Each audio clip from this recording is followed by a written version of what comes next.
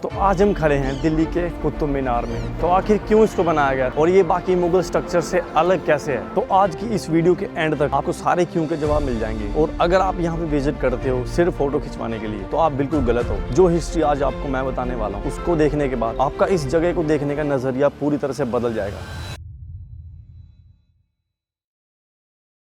12th century से पहले Delhi Rajput rulers के कंट्रोल में थी। इस रीजन का सबसे पावरफुल नाम था पृथ्वीराज चौहान।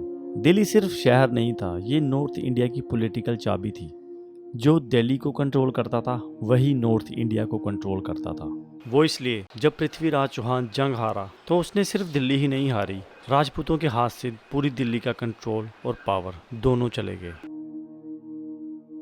और शायद उनको ये चीज़ का बिल्कुल भी अंदाज़ा नहीं था कि वापस से उनको ये पावर कभी भी नसीब नहीं होने वाला था। 1192 को तराइन के दूसरे युद्ध में पृथ्वीराज को हराने के बाद दिल्ली परमानेंट इस्लामिक रूल के अंडर चली गई और दोबारा कभी राजपूत रूलर्स को नहीं मिली। लेकिन गोरी का एम्पायर इतना बड़ा होने के कारण वो खुद यहाँ पर रूल नहीं करता था और इसलिए उसने यहाँ का कंट्रोल अपने जनरल को दे दिया जिसका नाम था कुतुबुद्दीन ऐबक। और यहीं से शुरुआत होती है कुतुब मीनार की कहानी की। कुतुबुद्दीन ऐबक जो एक गुलाम था, कैसे वो गुलाम से जनरल बना और यहाँ से सीधा पूरी दिल्ली सल्तनत का पहला शासक बन गया। लेकिन ऐबक के सामने एक बड़ी प्रॉब्लम थी, खुद को साबित करना, अपनी अलग पहचान दिखाना, क्योंकि वो एक आउटसाइडर था। दिल्ली में एक नया रिलीजन, एक नई डायनेस्टी।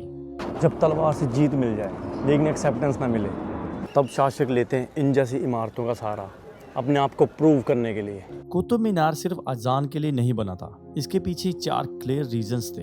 विक्ट्री का symbol, religious assertion, political legitimacy and power का विजुअल डिस्प्ले।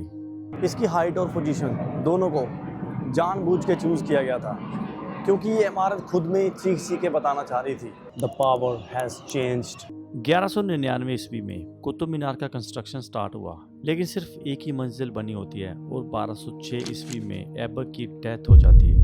मीनार को बनाने में नीचे की स्टोरीज में रेड सैंडस्टोन और ऊपर की स्टोरीज में वाइट मार्बल यूज़ किया गया था। और इन सब के अलावा आप क्लियरली पढ़ सकते हैं कि इसके ऊपर कुरान की आयतें लिखी गई हैं। लेकिन इन सब के बावजूद इमारत पूरी नहीं हो पाई, वो बीच में ही रह गई। लेकिन कहानी यहीं ख़त्म नहीं होती। ऐबक के बाद स्टोरी में एंट्री होती है इल्तुतमिश की, जो कि ऐबक का सन इन लॉ था। वो ऊपर की और 3 स्टोरीज बनवाता है। लेकिन इस समय तक कुतुब मीनार एक कंप्लीट विक्ट्री टावर बन चुका था। ये एक सिर्फ बिल्डिंग नहीं थी, ये एक स्टेटमेंट बन चुका था। पूरा बनने के बाद इसकी टोटल हाइट हो जाती है 72.5 मीटर्स। आप देख सकते हैं हर स्टोरी का डिज़ाइन अलग है। लोअर फ्लोर्स में रेड सैंडस्टोन से और अपर फ्लोर्स में मार्बल से। फ्लूटर डिज़ाइन, एंगुलर और राउंड दोनों, ये डिज़ाइन में डिफरेंस चीख चीख के ये बताता है कि इसको किसी एक रूलर ने नहीं बनाया, अलग अलग राजाओं ने अपनी अपनी मनपसंद को इसके ऊपर तराशा है। इस खूबसूरत बिल्डिंग को कई बार कुदरती आपदाओं का सामना भी करना पड़ा है। कई बार अर्थक्वेक्स आए, बिजली गिरी, और जब भी ये हुआ हर बार एक अलग तरीके से बनाया गया। इसलिए आपको इसमें कई तरह की अलग अलग डिज़ाइंस देखने को मिल सकते हैं। इसके अलग देखने का एक रीजन एक और रूलर था जिसका नाम था फिरोज शाह तुगलक। उसने इसमें 5th स्टोरी को ऐड करवाया, जिसकी वजह से इसकी 5th स्टोरी का डिज़ाइन बिल्कुल अलग देखने को मिलता है। इसे इंडिया की पहली मस्जिद भी कहा जाता है आफ्टर इस्लामिक रूल। ये 27 हिंदू और जैन मंदिरों को तोड़ के बनाई गई है, जिसकी वजह से तुम्हें आज भी इसमें Jain iconography and floral designs देखने को मिलेंगे।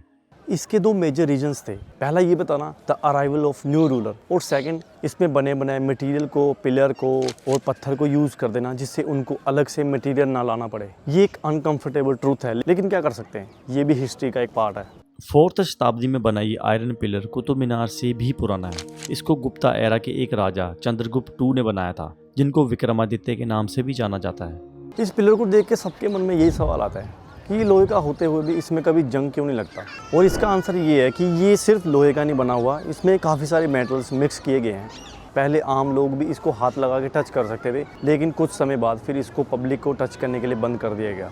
3 दिसंबर 1981 में यहाँ पे एक बहुत बड़ी ट्रेजेडी हो गई थी। कुछ स्कूल के बच्चे थे जो यहाँ पे घूमने आए हुए थे और वो कुतुब मीनार के अंदर थे। पहले इसको पब्लिक के लिए खोला गया था, मतलब खुला ही था पहले, आप लोग इसके अंदर जाके भी ऊपर का पूरा व्यू देख सकते थे। लेकिन उस दिन ऐसा हुआ, कुछ बच्चे अंदर थे और वहाँ पे अचानक से पावर कट हो गया, जिसकी वजह से वहाँ पे स्टैम्पेड हो गया। बच्चों ने थोड़ी हफड़ा दफड़ी कर दी कि जिसकी वजह से कुछ बच्चे सीधा ऊपर के फ्लोर से सीधा अंदर गिर गए थे नीचे, जिसकी वजह से कुछ बच्चों की डेथ हो गई थी। उसके बाद से इसको परमानेंटली बैन कर दिया गया, हर किसी के लिए, कोई भी अब इसके अंदर नहीं जा सकता। इवन के फिल्म इंडस्ट्री वालों को भी इस चीज़ की परमिशन नहीं मिली थी जब उन्होंने इसके लिए परमिशन मांगी थी उसके अंदर से शूट करने के लिए। मैं तो ये सोच रहा था कि अगर मुझे ऊपर जाने का मौका मिलता तो ऊपर से कितना अच्छा और कितना तगड़ा व्यू आता और मैं अंदर से और अच्छे से डीपली तरीके से इसको जान पाता कि वाकई में अंदर क्या है, क्यों उसको बनाया गया था इतना हाइट पे, तो इसका पर्पस क्या था। मेन पर्पस तो चलो मैंने आपको बता दिया मेन वीडियो में, लेकिन अगर ऊपर जाके व्यू देखने का एक बार मौका मिल जाता तो वो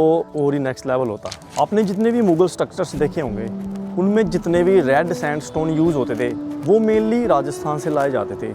वहाँ पे कुछ कई फेमस जगह हैं जहाँ से ये रेड सैंडस्टोन मिलता है। मोस्टली जो मुगल स्ट्रक्चर्स में रेड सैंडस्टोन जो यूज़ होता है वो मेनली राजस्थान से ही आता था। पर्सनली मुझे हिस्टोरिकल मॉन्यूमेंट्स देखने में बहुत मज़ा आता है और उनके बारे में अच्छे से पढ़ना, रिसर्च करना और डीपली उसको जानना, उसमें तो और भी ज़्यादा मज़ा आता है। अब ये जो आप मेरे पीछे देख रहे हैं ये है इल्तुतमिश का मकबरा, यानी उसकी कब्र। तो इल्तुतमिश जो था वो कुतुबुद्दीन ऐबक का सक्सेसर था और उसका सन इन लॉ भी था। और ये सबसे इंटरेस्टिंग बात इसमें ये है, उसने ये जो अपना मकबरा है उसने अपने जिंदा रहते हुए बनाया था। ये एक बहुत ही इंटरेस्टिंग फैक्ट मुझे पता चला है कि ये जो मकबरे बने होते हैं, जैसे आपको ऊपर का स्ट्रक्चर दिख रहा है, तो जो एक्चुअल डेड बॉडी होती है वो यहाँ पे नहीं होती है, वो एक्चुअल में ज़मीन के काफ़ी नीचे तक होती है। इल्तुतमिश की कब्र के अलावा यहाँ पे हमें बहुत सारी और छोटी छोटी कब्रें देखने को मिलती हैं। वो किसकी हैं? एक्चुअल में उसके ऊपर कोई नाम वगैरह नहीं लिखे हुए। कुतुब मीनार जो पहले जो बना था शुरू में, उसके बाद जो खिलजी था इनका एक और शासक था मुगलों का, उसने इसमें काफ़ी सारा एक्सटेंशन करवाया था। जैसे काफ़ी सारी ये बाग बगीचे जितने भी आपको यहाँ देखने को मिलते हैं वो सारे खिलजी ने बनवाए थे और इसको काफ़ी बार रेनोवेट भी किया गया है। तो ये दोस्तों जो आप मेरे पीछे देख रहे हो, इस मीनार का नाम है अलाई मीनार, जो कि अलाउद्दीन खिलजी के नाम पर बनाना स्टार्ट हुई थी, लेकिन 24.5 मीटर बनने के बाद ही इसका निर्माण बंद कर दिया गया क्योंकि फिर अलाउद्दीन खिलजी की डेथ हो गई।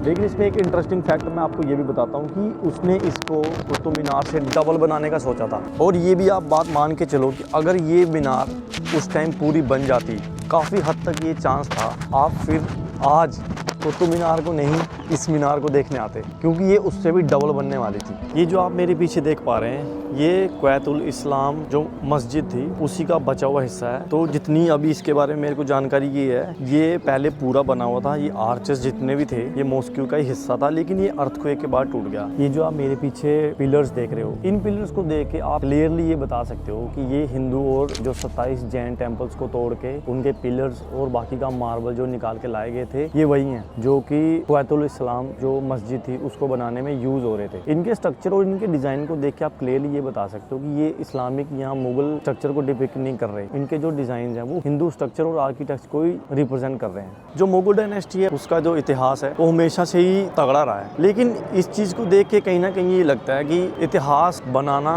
और किसी के बने बनाए इतिहास को तोड़ के अपने में मिला लेना ये दोनों एक अलग चीजें हैं। इतिहास गवाह है कि मुगल आर्किटेक्चर का पूरे वर्ल्ड में कोई मुकाबला नहीं है, लेकिन इस चीज को भी डिनाई नहीं किया जा सकता कि जो हिंदू आर्किटेक्चर था वो भी one of the best in the world था। उसके छोटे से आपको मैं प्रमाण देता हूँ।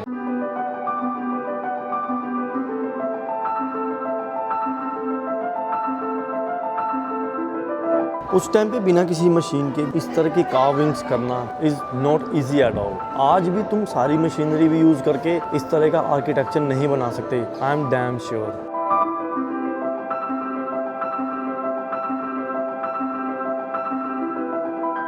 ये सिर्फ एक इमारत ही नहीं थी, ये मुगलों द्वारा पत्थर द्वारा बनाई गई एक अनाउंसमेंट थी जिसमें वो ये बताना चाह रहे थे the Mughals are here, the power has changed. अब यहाँ पे हमारा राज है। और मेरा आज की वीडियो का सिर्फ मोटिव इतना ही था कि हिस्ट्री को सिर्फ देखना ही नहीं, समझना भी उतना ही जरूरी होता है।